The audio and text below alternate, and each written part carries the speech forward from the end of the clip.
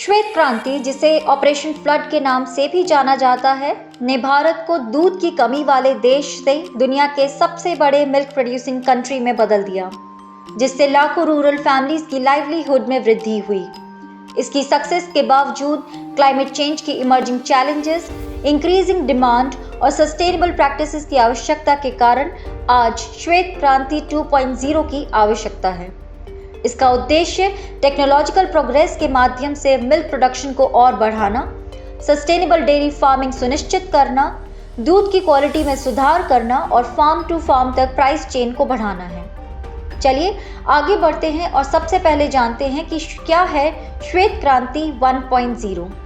Green revolution की success ने भारत को ऑपरेशन फ्लड शुरू करने में कैपेबल बनाया और इसे ईयर 1970 में लॉन्च किया गया। इसका एम मिल्क प्रोडक्टिविटी में ग्रोथ करना और दूध के लिए कॉम्पिटिटिव मार्केट प्राइस सुनिश्चित करना था। डॉक्टर वर्गीस कुरियन को श्वेत क्रांति का जनक कहा जाता है क्योंकि उन्होंने इसकी सफलता में महत्वपूर्ण भूमिका निभाई थी और वे भारत में सबसे बड़े मिल्क प्रोड्यूसर अमूल के फाउंडर भी थे। इसने डेयरी की कमी वाले देश को मिल्क प्रोडक्शन में ग्लोबल लीडर में बदल दिया। फीमेल डेयरी फार्मर्स ने भारत के डेयरी चेंज में महत्वपूर्ण भूमिका निभाई। वर्ल्ड बैंक की रिपोर्ट के अनुसार ऑपरेशन फ्लड को रूरल डेवलपमेंट के अप्रोच की कंफर्म करने वाले 20 साल के प्रयोग के रूप में देखा जा सकता है। चलिए अब समय है नजर डालने का कि श्वेत क्रांति 2.0 की आवश्यकता आखिरकार क्यों है। पिछले 5 वर्षों में दूध का ऑल इंडिया मॉडल प्राइस 42 रुपये से बढ़कर 60 रुपये पर लीटर हो गया है। हाई प्राइसेस के परिणाम स्वरूप कंज्यूमर अपने दूध की खपत में कटौती कर सकते हैं, जिससे डेयरी प्रोडक्ट्स की समग्र मांग प्रभावित होगी। चारे और कच्चे माल से जुड़ी लागत में रिमार्केबल ग्रोथ देखी गई है, जिससे डेयरीज को किसानों को पेमेंट की जाने वाली परचेज प्राइसेस बढ़ाने के लिए प्रेरित किया गया है।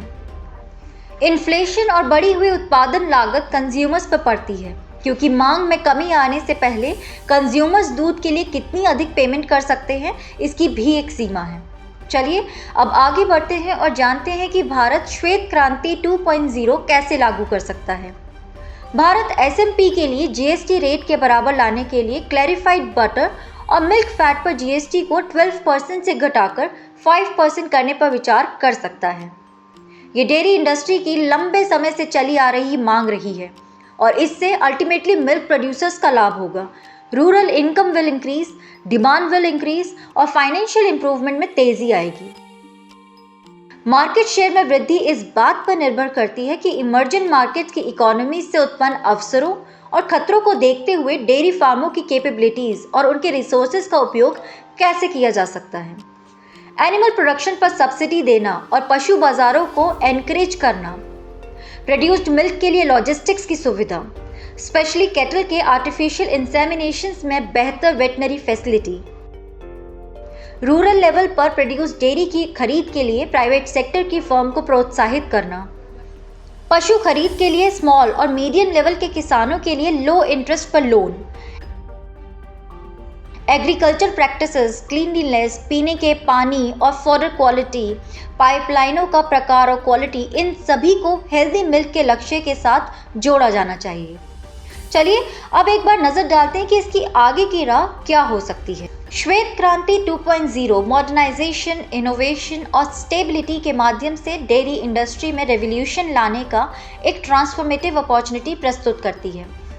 कैरियर यूनियन से मिली सीख को लागू करते हुए और नई टेक्निक्स को अपनाते हुए स्टेक होल्डर्स श्वेत क्रांति 2.0 लाने और डेयरी उद्योग में स्टडी इंक्रीज और डेवलपमेंट को चलाने के लिए मिलकर काम कर सकते हैं। तो ये थी important information regarding this topic और अब समय है मेंस क्वेश्चन का। भारत में श्वेत क्रांति की सफलता का वर्णन करते हुए श्वेत क्रांति 2.0 के उद्देश्यों और श्वेत क्रांति 2.0 लाने के कदमों पर चर्चा करें। Describing the success of White Revolution in India, discuss the objectives of White Revolution 2.0 and the steps to bring White Revolution 2.0. You all may leave your answers on our Telegram channel, and if you have not subscribed our YouTube channel yet, kindly do it. Thank you so much.